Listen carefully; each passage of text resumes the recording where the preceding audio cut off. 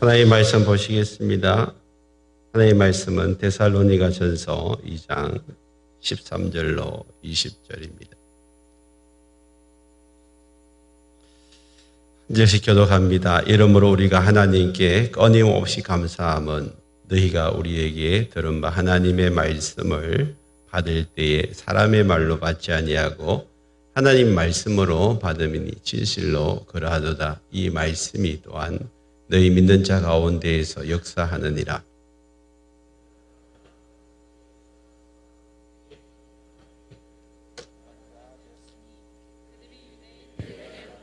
과 같이 너희도 너희 동족에게서 동일한 고난을 받았느니라. 유대인은 주 예수와 선지자들을 죽이고 우리를 쫓아내고 하나님을 기쁘시게 하지 아니하고 모든 사람에게 대적이 되어 우리가 이방인에게 말하여 구원받게 함을 그들이 금하여 자기 죄를 항상 채우매 노하심이 끝까지 그들에게 임하였느니라. 형제들아, 우리가 잠시 너희를 떠난 것은 얼굴이요 마음은 아니니 너희 얼굴 보기를 열정으로 더욱 힘썼노라. 그러므로 나 바울은 한 번, 두 번 너에게 가고자 하였으나 사탄이 우리를 막았도다. 우리의 소망이나 기쁨이나 자랑의 멸류관이 무엇이냐? 그가 강림하실 때 우리 주 예수 앞에 너희가 아니냐? 너희는 우리의 영광이요 기쁨이니라. 아멘. 오늘 이 말씀을 가지고 우리의 멸류관이 무엇이냐, 우리의 멸류관이 무엇이냐라는 제목으로 함께 말씀을 나누겠습니다. 전후좌우에 있는 네 분에게 축복합니다. 인사할까요? 축복합니다. 축복합니다. 축복합니다. 한 번 더 합니다. 하늘 복 받으세요. 하늘 복 받으세요. 하늘 복 받으세요. 네, 하늘 복 받으세요. 하나님의 은혜와 여러분의 사랑으로 아버지 장례를 잘 마치게 되었습니다. 여러분의 사랑과 위로에 감사를 드립니다. 지난주 주일 지나고 저녁에 급한 소식을 받았습니다. 아버지가 위독해서 이제 병원에 중환자실로 들어가셨다고. 그런데 병원에 들어가고 난 다음에 조금은 안정이 됐기 때문에 오늘 오지 말고 내일 월요일 날 아침에 중환자실에 가서 면회를 하라고 저희 형님, 장로님 말씀을 하셨어요. 늘 저를 배려하는 마음이 크기 때문에 급한 일은 저희 형님이 다 하시고 이제 조금 제가 저에게 여유를 돌리라고 그렇게 하신 것 같아요. 월요일 아침에 중환자실에 혼자 들어가고 또 30분밖에 면회가 되지 않아서 급하게 이렇게 제가 중환자실로 달려갔습니다.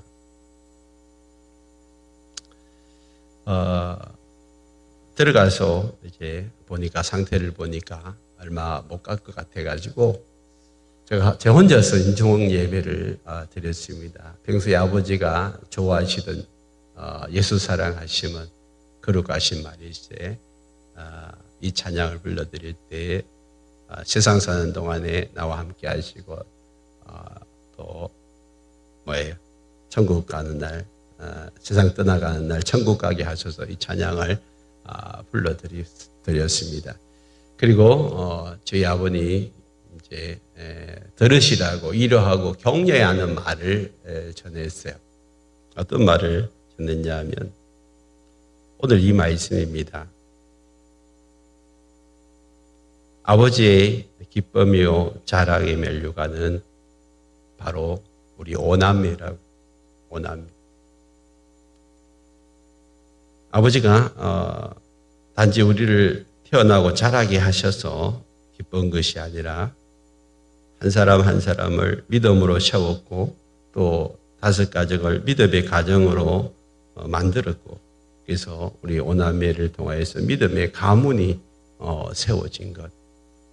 이것이 아버지의 기쁨이요 자랑이고 이것 하나만 보더라도 아버지는 천국 가서 하나님께 칭찬 들으실 것이라고. 그래서 아버지 편안하게 천국 가시라고. 그렇게 제가 말씀을 드리고 기도하고 그리 나왔는데 아마 아버지도 기뻐하셨을 거예요.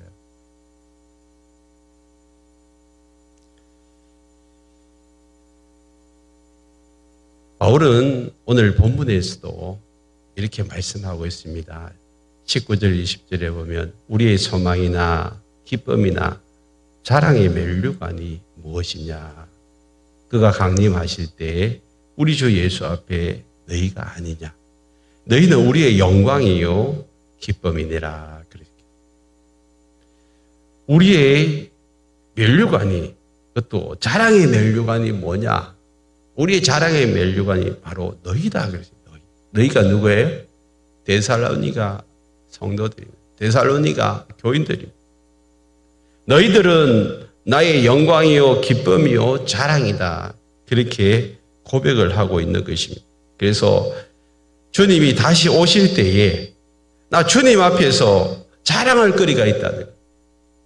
주님, 저의 면류관이 바로 데살로니가 교인들입니다. 그렇게 자랑할 것이 있다는 거예요. 제 아버지가 저희 오남매를 믿음의 가정으로 든든히 세우신 것, 하나님 앞에 가서도 아마 자랑하고 있을 거예요. 저의 자랑은 제 자식들이 믿음의 가문을 이루고 믿음 안에 든든히 서 있고 저를 이어받아서 목회자 가정이 두 가정에 있어서 열심히 목회를 하고 있다고 그런 자랑을 아마 하실 것 같아요.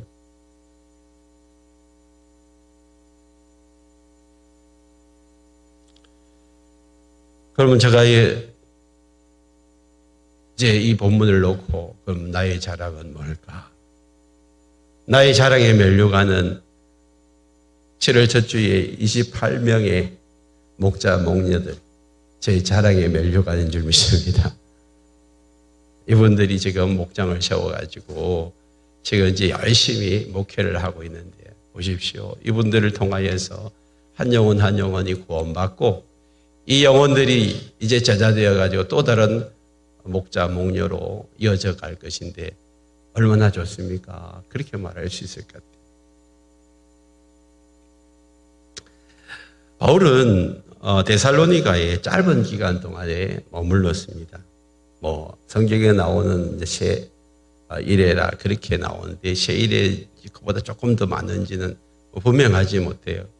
왜냐하면 빌립보 교회에서 2번씩이나 헌금을 했기 때문에 3주 동안에 2분을 하기는 좀 짧지 않냐 그렇게 말하는 분들이 있어요. 아무튼 그러나 그렇게 길지 않은 기간 동안에 데살로니가에 머물고 복음을 전했는데 이분들이 그냥 믿음의 롤 모델로 자라가지고 그리스의 북부뿐만 아니라 남부 지역까지 소문이 나버렸어요.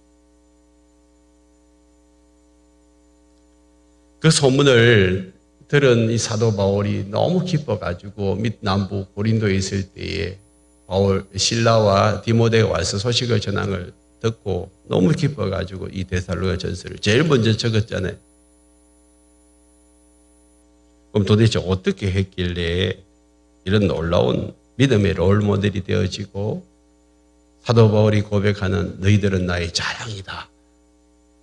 그렇게 말할 수 있을까? 오늘 본문을 한번 보십시다. 13절에 보면 이러므로 우리가 하나님께 끊임없이 감사한다. 하나님 앞에 기도할 때마다 늘 너희들을 놓고 감사한다는 게 그게 자랑거리니까 감사하죠. 뭘 감사하냐? 너희가 우리에게 들은 바 하나님의 말씀을 받을 때에 사람의 말로 받지 아니하고 하나님의 말씀으로 받음이니 진실로 그러하도다. 이 말씀 이 또한 너희 믿는 자 가운데에서 역사하느니라. 사도 바울이 오랫동안 머물러가지고 그들에게 제자 양육을 하고 성경을 가르치고 이런 것도 아닌데 어떻게 해서 이렇게 믿음의 롤 모델이 되는 교회로 성장하였을까? 이렇게 좋은 소문이 나는 교회로 성장하였을까? 그 원인, 그 이유를 오늘 성경은 이렇게 말씀합니다. 이 데살로니가 교회의 성도들이 말씀을 받는 태도가 남달랐다는 거예요. 말씀을 받는 태도가 남달라요. 말씀을 받을 때에 사도 바울이 말씀을 전할 때 너희들이 내 말을 사람의 말로 받지 아니하였고 하나님의 말씀으로 받았다. 그래서 아멘, 아멘 하는 거예요. 저희 교회 성도님들도 교회 목사님이 와서 말씀을 전할 때 천물교회 성도님들이 말씀을 받는 태도가 다르다는 거예요. 그래서 말씀을 받을 때 그 말씀을 듣는 그 태도가 너무 좋다는 거죠. 마치 느헤미야가 숨나 강경의 백성들을 모았을 때 이스라엘가 말씀을 전파하니까 손을 들고 아멘 아멘 하면서 정오까지 새벽부터 정오까지 그냥 말씀에 갈급해서 그 말씀 듣고 울고 사모하는 그런 열정이 데살로니가 교회에도 보였다는 거예요. 여러분, 하나님의 말씀을 여러분 이렇게 받는 태도가 왜 중요합니까? 하나님의 말씀은 여러분 어떤 좋은 명약보다도 우리의 삶 속에서 여러분 우리의 영혼육을 치유하는 그런 약입니다. 그래서 신약과 구약이 있지 않습니까? 이때는 웃어야 되는데 아무도 안 웃어요. 여러분 정말 우리가 하나님의 말씀을 어떻게 받아 먹느냐가 중요해요. 아무리 좋은 약이 개발되어지고 내 질병에 좋다 할지라도 그 약을 내가 먹지 않으면 나하고는 아무 소용이 없는 거예요. 그 말씀을 내가 먹을 때에 그 약이 내 속에서 약효를 발휘해가지고 나를 치유하잖아요. 마찬가지입니다. 하나님의 말씀은 명약이기 때문에 그 말씀을 판단하거나 내 나름대로 잣대를 가지고 어떤 거는 받아들이고 어떤 건 안 받아들이고 이러면요 나에게는 아무 소용이 안 돼요. 효과가 나타나지 않는단 말이에요. 그냥 있는 그대로 하나님의 말씀을 받을 때 사람의 말로 받지 않아요.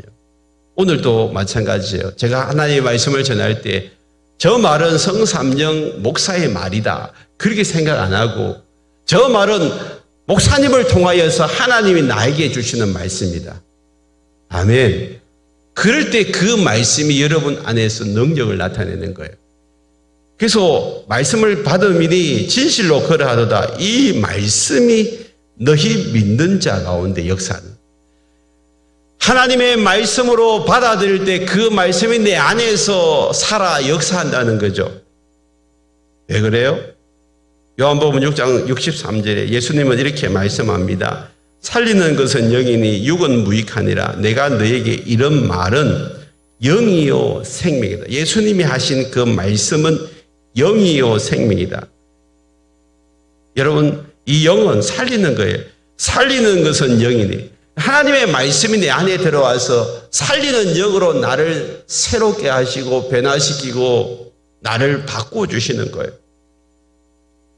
히브리서 4장 12절에서도 이렇게 말씀하죠.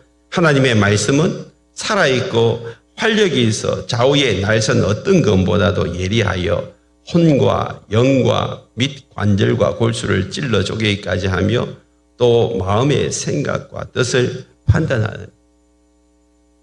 여러분 우리의 삶을 변화시키는 것은 하나님의 말씀인데 그 하나님의 말씀을 내가 받아 먹어버리고 아멘으로 그 말씀을 내 마음판에 새겨버리면 그 하나님의 말씀이 작동하기 시작하는 거예요. 말씀이 역사하기 시작하는 거예요. 그래서 하나님의 말씀을 통하여서 그냥 내 삶이 변화되어지는 그런 놀라운 은혜를 체험한다는 것입니다.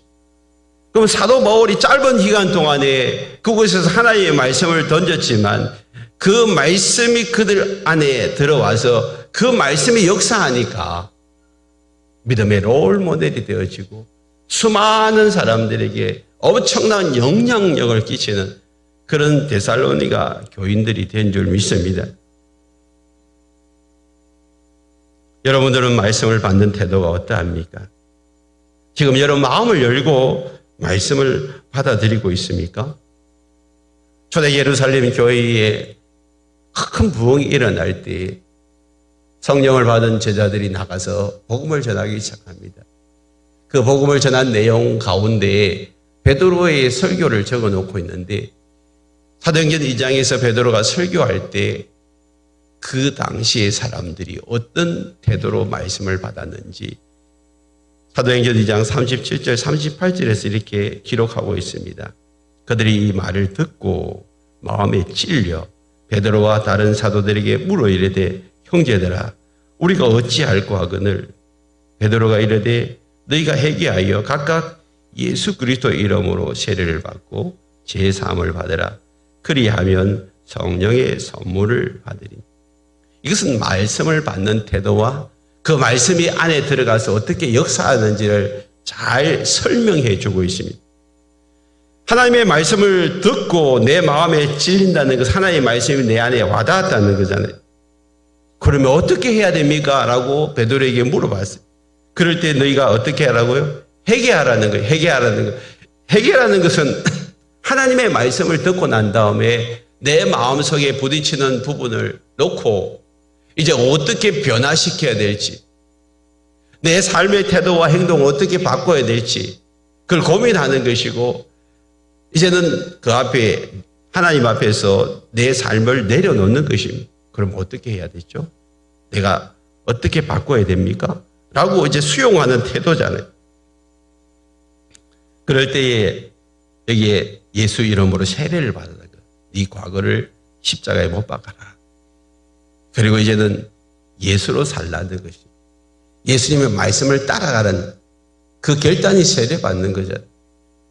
세례를 받으면 네가 죄 사함을 받고 그 다음에 너에게 성령의 선물을 받을, 이 성령이 바로 살리는 영입니다. 하나님의 말씀대로 따라가겠다고 결단하고 내가 회개하고 세례받을 때 하나님의 말씀이 내 안에 들어와서 이제 역사하기 시작하는, 그 역사하는 것이 바로 성령이 성령.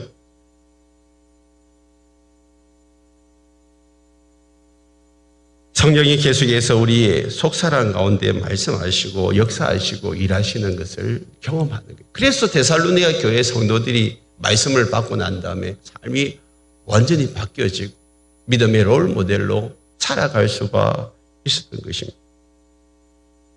지금 여러분들이 말씀을 받는 태도를 점검해 보십시오. 저 목사님이 설교를 잘하나 못하나 내가 한번 평가해 보겠다고, 그런 태도입니까? 아니면 오늘도 하나님 나에게 진리의 말씀을 주시옵소서, 그 말씀이 나를 새롭게 하고 그 말씀이 나를 변화시키고 그 말씀대로 순종하며 따라가겠습니다, 그런 태도로 여러분들이 말씀을 받고 있습니까? 하나님의 말씀이 역사하는 것은 내가 말씀을 받는 태도와 깊이 관계가 됩니다. 근성으로 들으면 내 안에 하나님의 말씀은 아무것도 작동하지 않습니다. 그러나 간절함으로, 사모함으로, 기대함으로 하나님의 말씀을 들을 때 오늘 이 자리에서 하나님의 역사가 나타나는 줄 믿습니다. 그러므로 믿음으로 받으셔야 됩니다. 기대감으로 받으시고 하나님의 말씀을 신뢰함으로 받으시기를 바랍니다.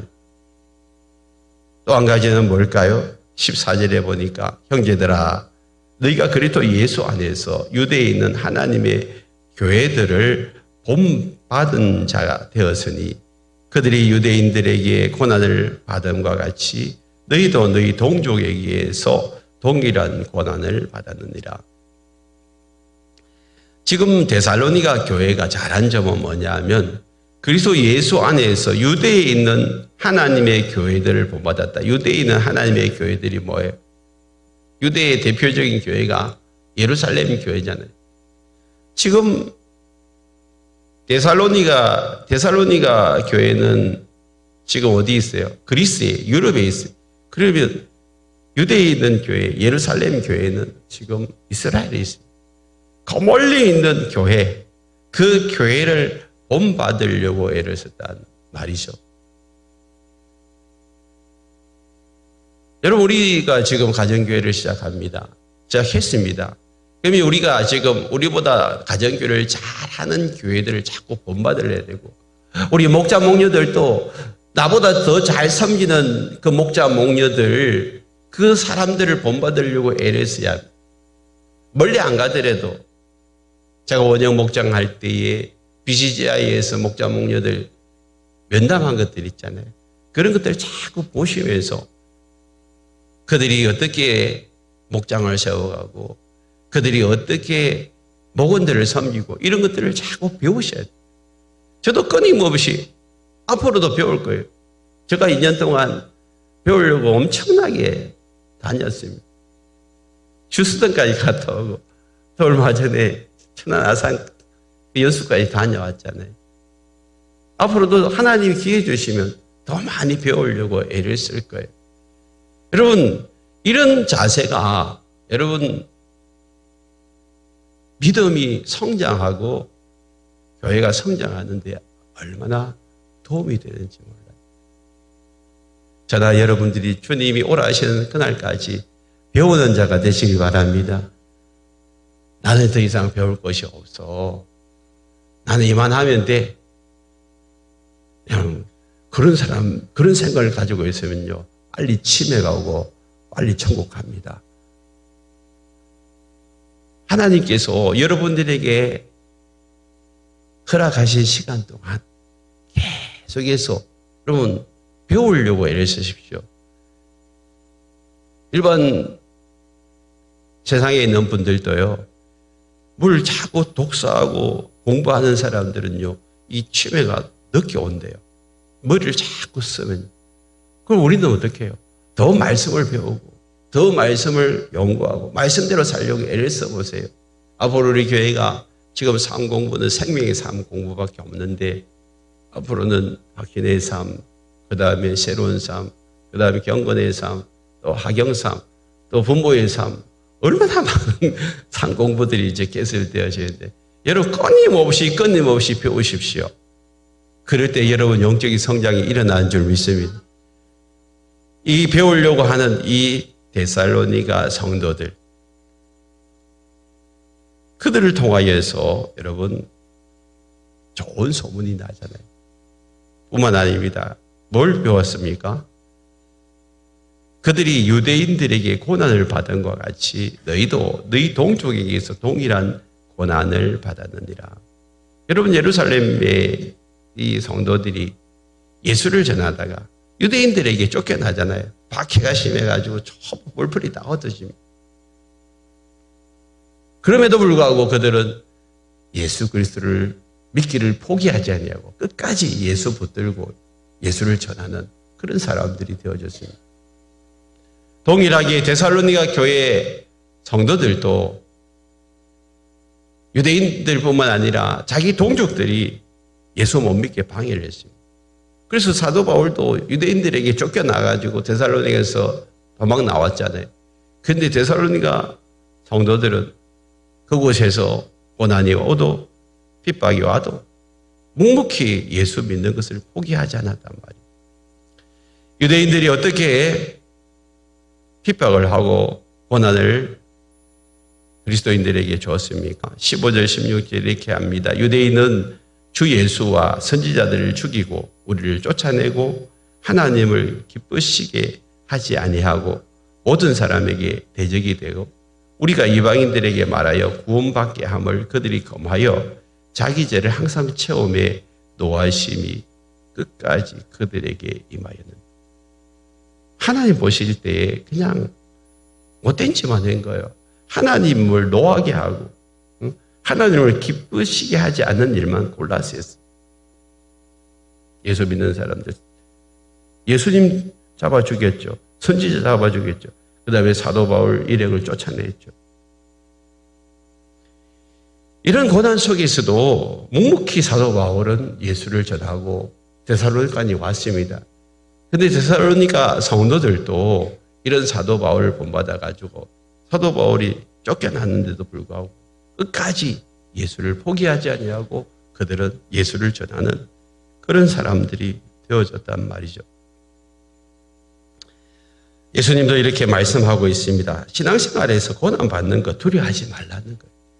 신앙생활 하면서 고난받는 거 당연한 것이다. 그리고 마태복음 5장 11절 12절에 보면 나로 말미암아 너희를 욕하고 박해하고 거짓으로 너희를 거스려 모든 악한 말을 할 때에 너희에게 복이 있나니 기뻐하고 즐거워하라. 하늘에서 너희의 상이 큼이라. 너희 전에 있던 선지자들도 이같이 박해하였느니라.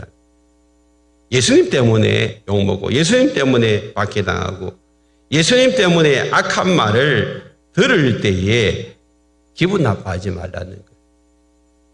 왜? 너에게 복이 있다. 어떤 복이요? 하늘의 복. 하늘의 복. 하늘의 상이 크다라고 말씀하고 있습니다.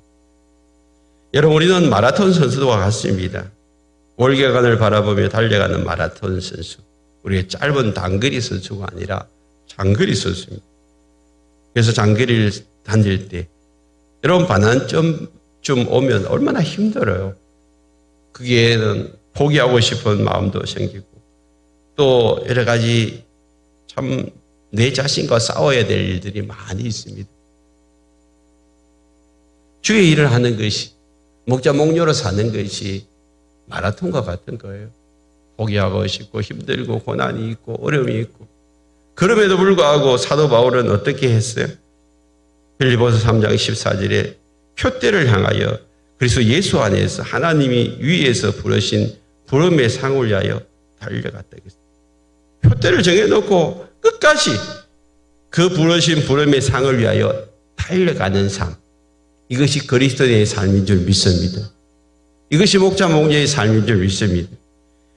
그리고 디모데후서 4장 7절 8절에 보면 나는 선한 싸움을 싸우고 나의 달려갈 길을 마치고 믿음을 지켰으니 이제 흐르는 나를 위하여 의의 면류관이 예비되었으므로 주고 들어오신 재판장이 그날에 내게 주실 것이며 내게만 아니라 주의 나타나심을 사모하는 모든 자에게 놓으니라. 지금 사도 바울이 죽음을 임박한 상태에서 이 디모데후서를 기록하고 있는데 유언과 같은 거죠. 유언서와 같은 사도 바울의 유언서가. 거기 보면 나는 지금까지 달려갈 길을 다 달려왔다는 거예요. 지금 표대를 향하여 달려간다라고 고백한 사도 바울이 그냥 걸어온 것이 아니라 죽음이 임박할 때까지 숨이 차도록 달려왔다는 거예요. 그리고 나를 위해서는 면류관이 준비되어져 있고 그 면류관은 내게뿐만 아니라 나처럼 달려오는 모든 사람들에게 상으로 예비되어 있다라고 그렇게 말씀하고 있습니다. 사랑하는 성도 여러분, 우리가 예수 믿고 또 목자 목녀로의 삶을 또 그리스도인의 삶을 살아가는 데 있어서 여러 가지 힘든 일들이 많습니다. 그러나 우리는 어떤 상을 바라보고 살아갑니까? 이 땅의 면류관이 아니지 않습니까? 우리는 저 하늘의 면류관을 바라보고 사는 자인 줄 믿습니다. 그런데 여러분 이렇게 달려가면서 고난만 하고 고생만 해야 합니까? 아니에요. 오늘 사도 바울처럼 열심히 달려가다가 하나님이 주시는 이 사역의 기쁨, 섬기는 기쁨을 맛보셔야 돼요. 사역의 기쁨이고 섬기는 기쁨이 뭡니까? 데살로니가까지 왔어요. 그들에게 짧은 기간 동안에 말씀을 전하고 왔는데도 불구하고 이들이 믿음 안에 반듯하게 세워져 가지고 온 나라에 믿음의 노를 보내야 되고 그들이 진짜 제자 되고 제자 삼는 그런 일을 감당을 하고 있는 것입니다. 그래서 사도 바울이 오늘 너무 좋아가지고 형제들아 우리가 잠시 너희를 떠난 것은 잠시 어디에요? 지금 고린도에 있는 거예요. 데살로니가에서 떠나왔는데 지금 얼굴은 너희들하고 이제 지금 볼 수가 없지만 내 마음은 아직도 너희를 떠난 거야 아니라.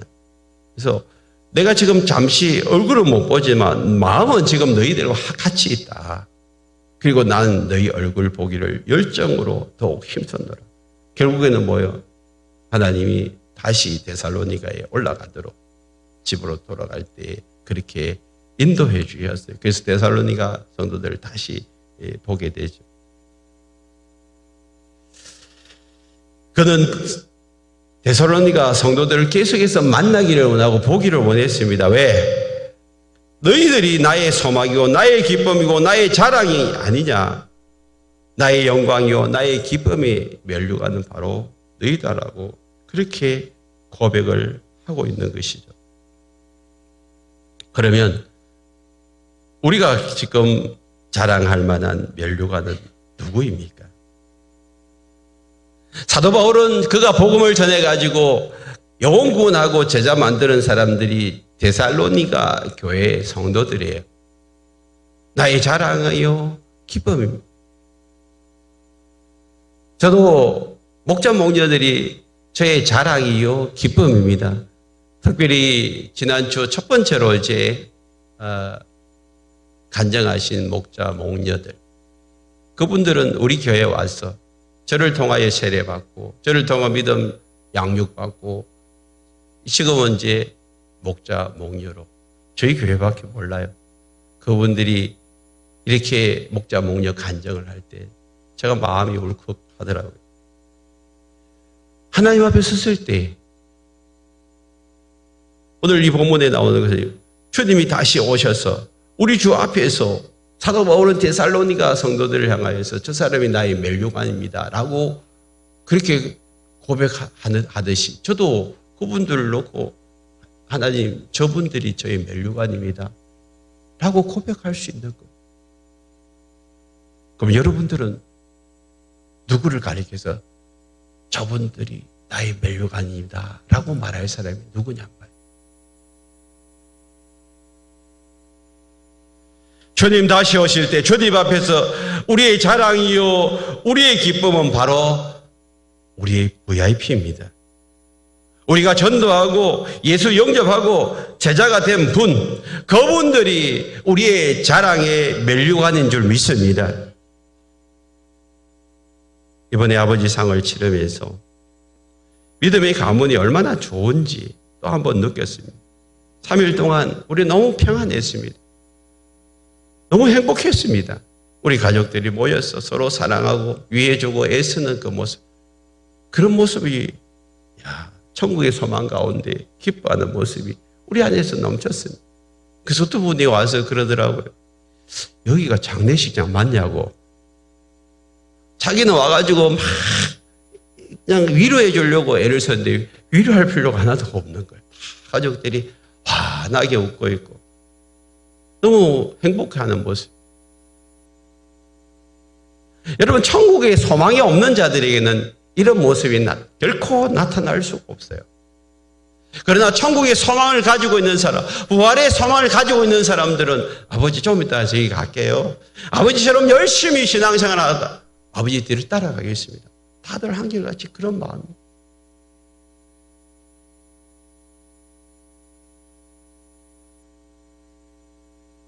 여러분, 오늘 저와 여러분도 믿음의 롤 모델이 되기를 바랍니다. 여러분 가정도 믿음의 롤 모델이 되는 가정이 되기를 원합니다. 여러분 목장도 믿음의 롤 모델이 되는 목장 되기를 원합니다. 우리 샘물교회도 여러분 이 지역에 믿음의 롤 모델이 되는 그런 샘물교회가 되기를 원합니다. 이게 어떻게 가능할까요? 이제는 가정교회를 통하여서 목장을 통하여서 영혼 구원하고 제자 삼는 이 일을 통하여서 믿음의 롤 모델이 될 줄 믿습니다. 이제 목장으로 모인 지가 5주 차입니다. 목자 목녀들이 너무 많은 수고와 희생을 합니다. 이번에 문상 온 사람들 중에 대부분이, 아니 전부 다예요. 왜냐하면 그 문상객을 맞이하기 위해서 냉장고에 이 세트로 이 세 개가 음료수하고 뭐 여러 가지 물하고 다 가득 채워놨는데 냉장고 하나는 그대로였습니다. 그 안에 뭐가 들었냐면 술이 들었어요. 술을 팔아야 돈이 제일 많이 남는다는데 하나도 못 팔았어요. 수백 명이 왔는데.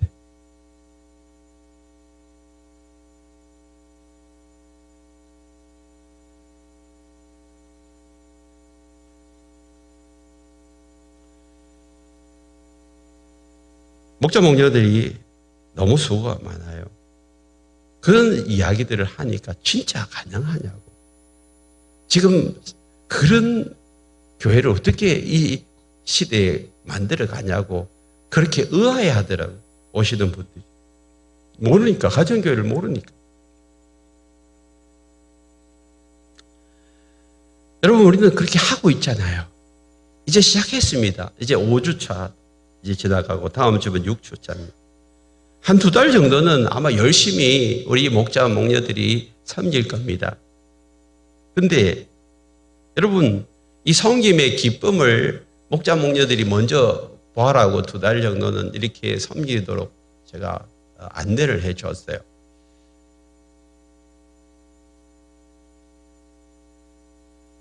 저 아내도 원형 목장을 하면서 2달 이상 이렇게 하면 열 몇 번을 이렇게 섬기면서 너무 섬김의 기쁨이 크대요. 매주마다 3번씩 목장을 해냈는데도 불구하고 여러분 섬김의 기쁨이 커가지고 이걸 좀 다른 분들에게 좀 나눴으면 좋겠다. 혼자서 그러는 거예요.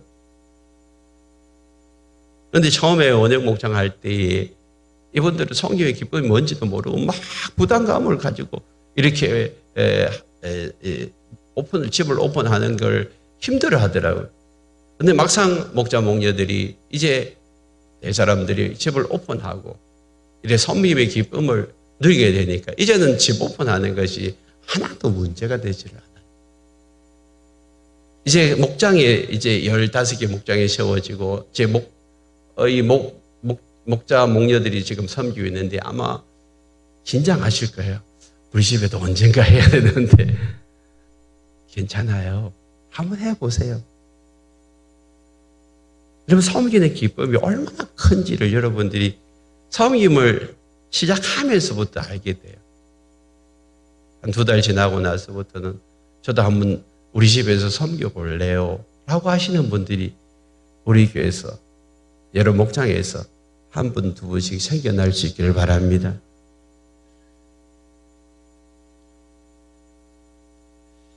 그리고 가장 중요한 것은 밥 해내는 게 아니고요. 정말 목장에서 해야 될 일은 VIP입니다. VIP. 이제부터 VIP를 정하시고 한 목장에서 한 5명씩을 놓고 기도하십시오. VIP는 우리 목장에 올 수 있는 사람이에요. 저 서울에 있는 분들 말고요.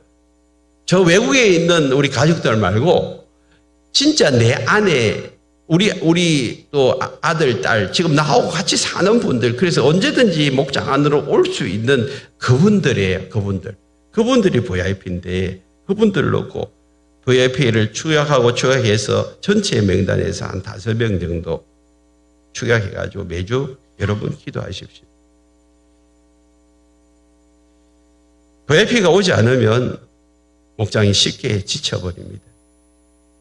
그래서 목장마다 전도의 열매가 맺혀질 때, 그럴 때에 다시 여러분 활력이 생겨나는 거예요.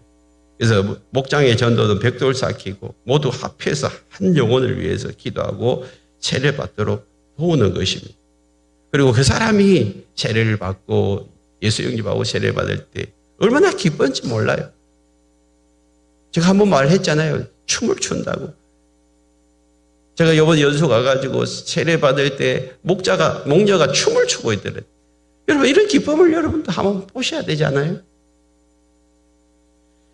여러분은 나의 기쁨이요, 자랑이요, 자랑의 멸류관이라고 그렇게 고백할 수 있는 그런 사람들을 목장에서 만들어내야 되지 않겠어요? 주님 다시 오실 때 주님 앞에서 이분이 나의 기쁨이요, 이분이 나의 자랑의 멸류관이다 라고 소개할 수 있는 그런 분들을 이제부터 목장에서 만들어낼 수 있기를 바랍니다. 그런 사람을 만들고 그런 가정을 만들고 그런 목장을 만들어내는 그 일이 지금부터 해야 될 우리의 일이니 여러분, 우리가 기도하면서 정말 사도 바울처럼 떠나가도 멀리 떠나가도 보고 싶고 또 보고 싶은 그 사람이 가족 아니에요. 그런 가족 같은 그런 목장, 그런 가족 같은 목원들, 목자 목녀들이 다 될 수 있기를 축복합니다. 우리 함께 찬양하십시다.